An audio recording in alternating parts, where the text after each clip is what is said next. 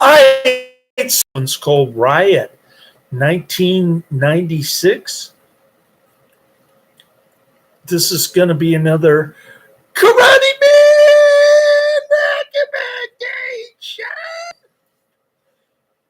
recommendation. I'm giving it 4 out of 5 stars. I almost choked there trying to say Karate Man recommendation in my high pitch voice. Pretty decent PM entertainment flick. It's got some decent action, especially towards the end. Although the beginning is kind of cartoonish with Sugar Ray Leonard obviously missing his punches to a bunch of cartoonish music. It took me a while to get used to the fight scenes, but I don't even know why Sugar Ray Leonard is in this movie. It was poorly choreographed, his fight scene in the beginning. I guess he's just the token buddy black guy who flies around a helicopter and ends up getting himself killed halfway through. He reminds me of the dude from Hawaii Five-0. What was that guy's name? Tom Selleck's black sidekick buddy in the helicopter. That's the role of Sugar Ray Leonard.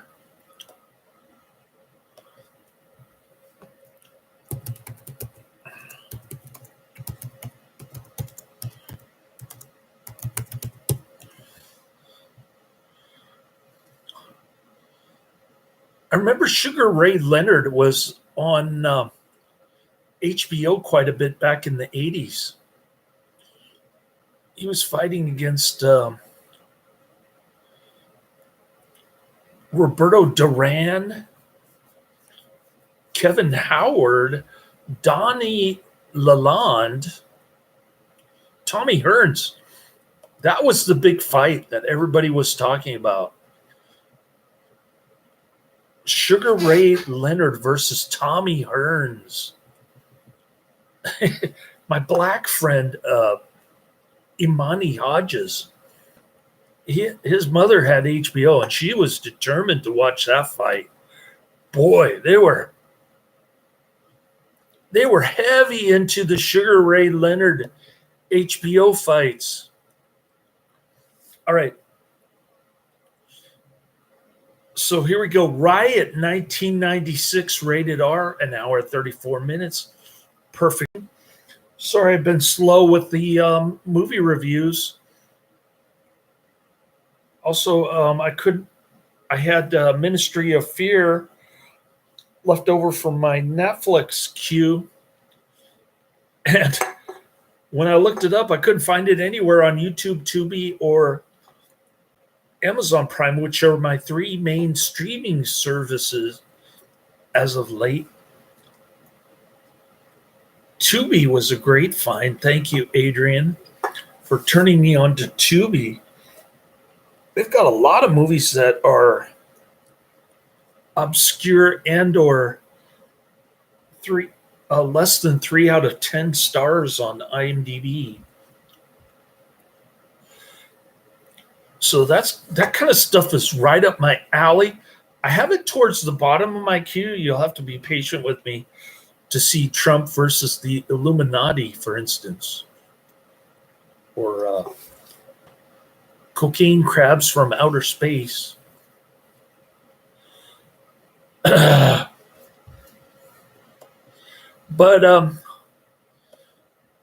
yeah, that's going way down the pike.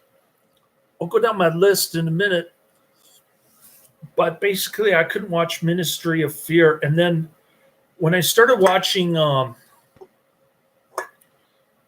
Angel on My Shoulder on Cult Cinema Classics YouTube, I realized that I had already watched and reviewed that movie. I don't know how my memory comes back after 10, 15 years, but I did review that movie on Yahoo Movies. Unfortunately, they vaporized it, and so I couldn't redo it on YouTube many years later. But I did get maybe 20% of those reviews that I read on YouTube. I managed to salvage some of them somehow. There was no Wayback Machine. I couldn't go back and look at my old reviews. So, Sugar Ray Leonard versus Tommy Hearns. What a fight that was.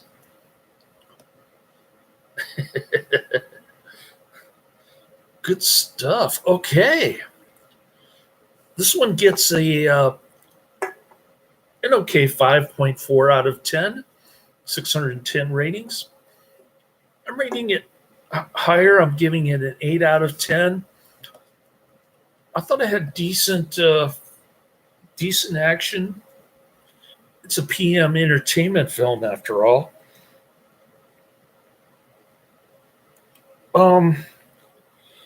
The ending was pretty decent with the fight scenes and the little Christmas peace message, I guess. It's a little bit off on the timing because I think the Rodney King race riots occurred around April, May-ish of 1992, not around Christmas time. So they tried to make it a Christmas movie. I guess they're trying to compete with Die Hard. Die Hard series. So everything has to be around Christmas in these action movies. Ever since Die Hard. It only gets 610 ratings on IMDb. So I agree with Karate Man on this one. It is underrated. I actually agree with them for once.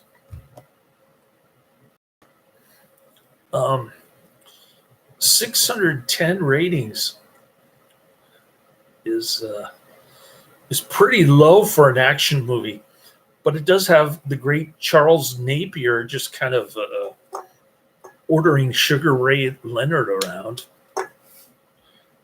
Paige Rowland, the hot dumb blondie, she manages to stab herself with a car, and Iris is kidnapped during the chaos of a riot. And there's a cool plot twist with the IRA, Irish Republican Army.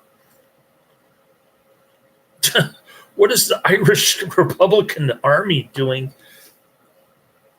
in Los Angeles during the Rodney King race riots?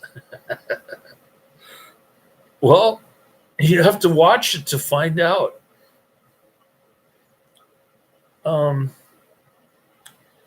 Yeah, so the action was good. Had the plot twist, the Christmas ending. And what else did I like about this? I don't know. It was the explosions. There are tons of explosions. That's what I forgot. No nudity. There's a lot of blasphemy in this, but no nudity. So I have to confess that I watched a blasphemous movie on Sunday. My son is having trouble coming up with actual sins, but I don't know why he can't just confess a venial sin. And if the priest says, well, that's not a sin, try to think of something else. Then he can think of something else instead of, well, I don't know if this is a sin or not. Anyways, my son is struggling with with school and confession, and he doesn't like the altar servers at IHM. I met an old lady and I asked her if I could rent a room in her neighborhood, and she seemed like she was intrigued. And then she said, "Well, I can't promise anything." So she's kind of flaky about it. I spent 4.75 hours on Saturday just ringing doorbells, and I got absolutely nowhere. I couldn't find a single lead. The two leads that I had from the previous week were they weren't home. So they have an empty room. It's not being rented. They don't want to rent it out, and they're not home, and I can't bother them to ask them for help. So it's pretty hopeless with my shelter search. I'd have to call up Catholic Charities and ask them to provide me with some shelter. The release date for this is January 13th, 2004 in Finland, country of origin, United States, language English, also known as Riot La Revoluta. Pardon my Spanish. Filming locations: Florence, Arizona, USA.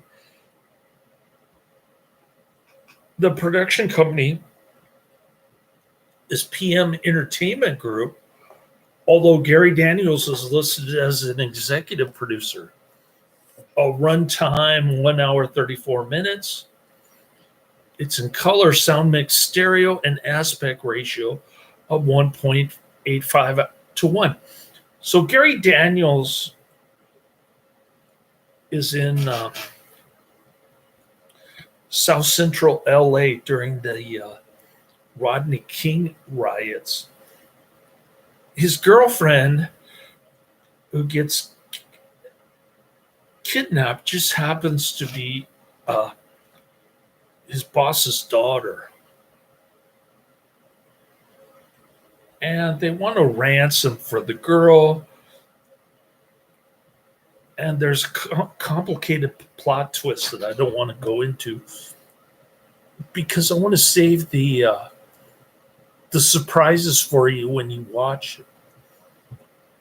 Here's a one IMDb from Crawford Boone. Crawford Boone says, straightforward ass whooping from Gary Daniels. That's the title of his IMDb review. He doesn't give it a rating. Crawford Boone.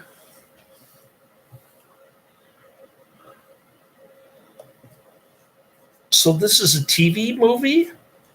That's why there's no nudity?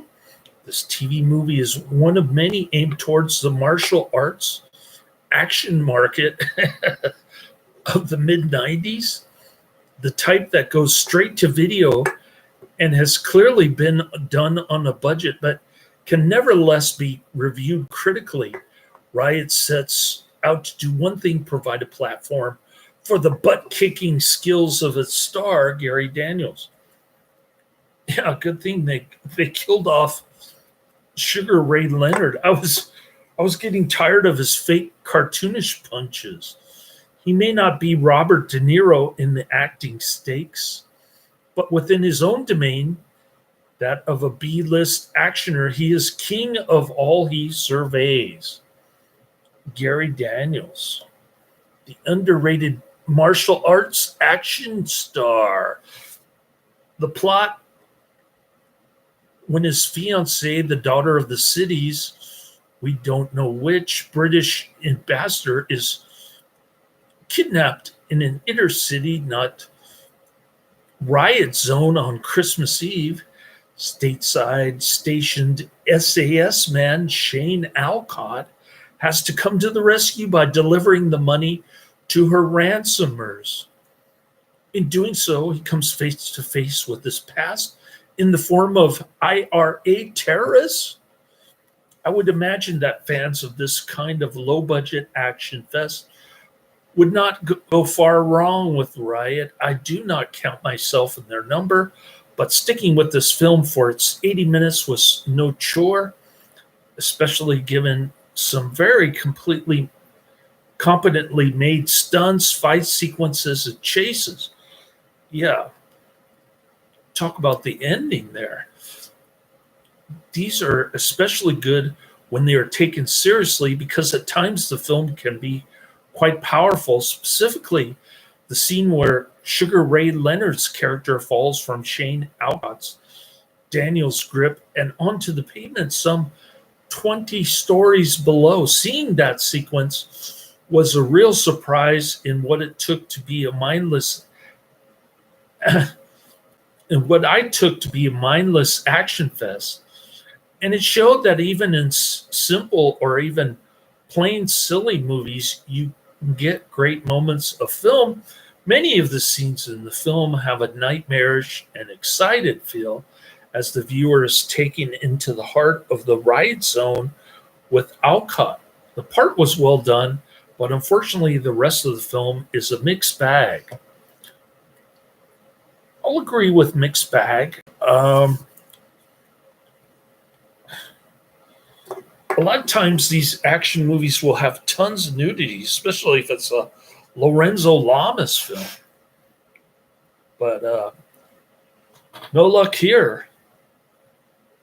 No Steven Seagal titty bar. Realism seems to have sacrificed for simplicity as the writers take the complex dynamic of the conflict between the SAS and IRA, and they turn it into a bunch of caricatures of various stereotypes, especially in the case of the two main villains. But get this, O'Flaherty brothers, Brian and Patty.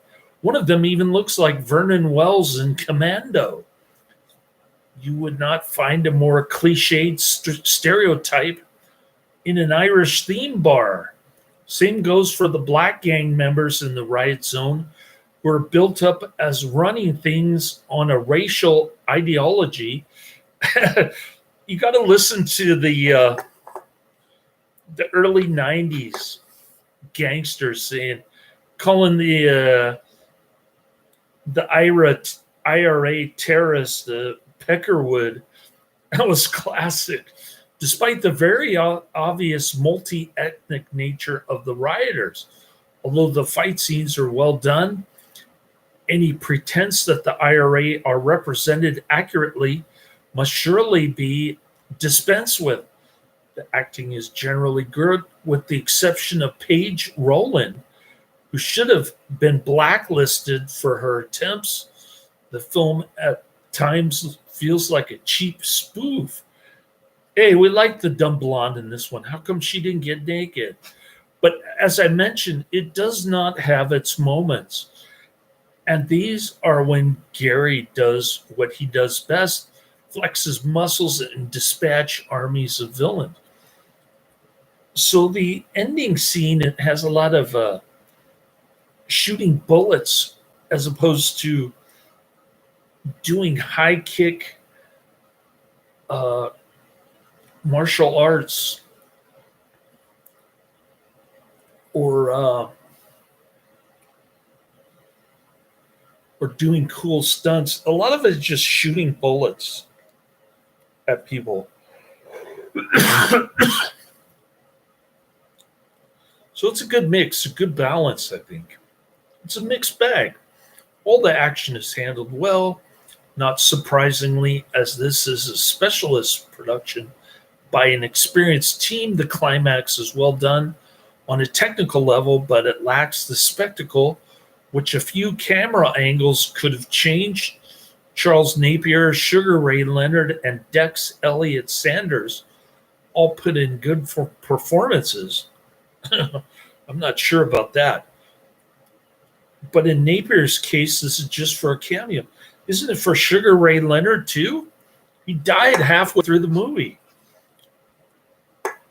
I'll ignore the lack of logic in the plot and accept this as a made-for-video Gary Daniels action flick. And all fans of this type of thing will feel at home. Anyone else, if they can put aside the simplicity of this picture, may find something that they like too. And here's the rating at the bottom. I didn't even see this. So Crawford Boone gives it a 5.5 out of 10. He's not like us, Karate Man. He's not an action fanatic. One of Gary Daniels' best. I'll have to agree with that. Karate Man's in the chat room. Finally, another badass, underrated, badass, kick-ass B-action movie from the great PM Entertainment. We like PM Entertainment on this channel. Patrick Kilpatrick, the Sandman himself.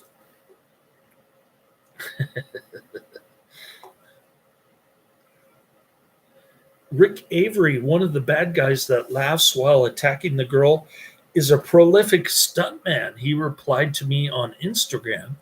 He's been in a ton of action movies. Gary Daniel fights him in the parking lot.